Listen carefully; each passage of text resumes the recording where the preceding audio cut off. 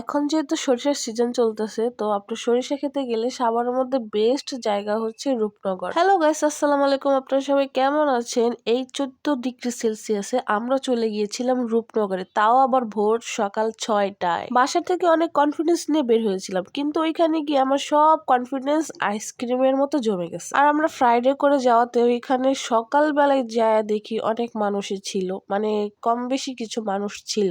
ইচ্ছা ছিল সরিষা ক্ষেতের মাঝখানে গিয়ে কয়েকটা পিকচার তুলবো, এটার জন্য মূলত যাওয়া, কিন্তু আমাদের আগে কিছু দল সেই সরিষা ক্ষেতে গিয়ে ফুল ছিঁড়ার কারণে তাদের এক প্রকার অপমানিত হয়ে ওখান থেকে চলে যেতে হয়েছে। আর সেই ভয়ে বিশ্বাস করেন আমি সরিষা ক্ষেতের থেকে এক হাত দূরে ছিলাম, যাতে আমাকে কেউ কিছু না বলতে পারে।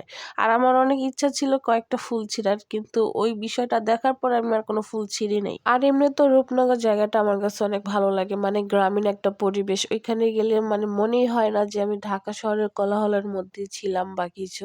আর ওইখানে আমি এর আগে অনেকবার গেছি, তাই এই জায়গাটা মানে যতই যাই ততই ভালো লাগে। ভেবেছিলাম সকাল হওয়ার সাথে সাথে হয়তোবা আমরা সূর্যের দেখা পাবো, কিন্তু এমনটা কিছুই হয় নাই, কারণ ওই দিনের তাপমাত্রা ছিল মাত্র 14 ডিগ্রি সেলসিয়াস। গতবারের তুলনায় এবার সরিষা ক্ষেত অনেকটাই কম, কারণ ওইবার চারিদিকে তাকাইলে শুধু সরিষা ক্ষেত ছিল। এবার অনেকটা জায়গা ফাঁকা ফাঁকা ছিল, মানে আগের মতো এরকম সরিষা ছিল না।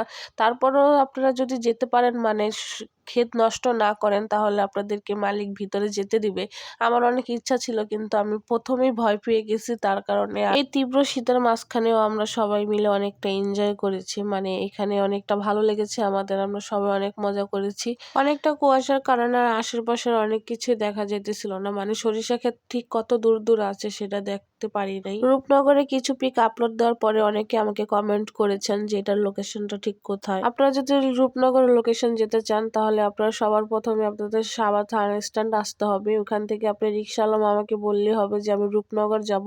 এখান থেকে রূপনগর যেতে বেশি গেলে ভাড়া 100 টাকা লাগে, কারণ আপনি যদি মার্কেটিং করেন তাহলে 80-90 টাকাও যেতে পারবেন। অনেক মামারা আছে একটু ভাড়াটা বেশি বলে।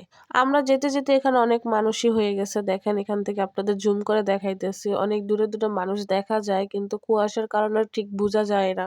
এই কুয়াশার শীতের সকালটা আরো সুন্দর হতে পারতো যদি রূপনগরে খেজুরের গাছ থাকতো, কিন্তু দুঃখের বিষয় যে রূপনগরে কোনো খেজুরের গাছ নাই। তাই আমরা ভাবলাম যে কোথাও একটা চা খেয়ে পরে বাসায় ফিরে যাক, তাই আমরা চলে গেলাম আমাদের পার্সোনাল প্রাইভেট কারে। হ্যাঁ, এটাই আমাদের পার্সোনাল প্রাইভেট কার। তো আজকের ভিডিওটা এইটুকুই, সবাই ভালো থাকবেন।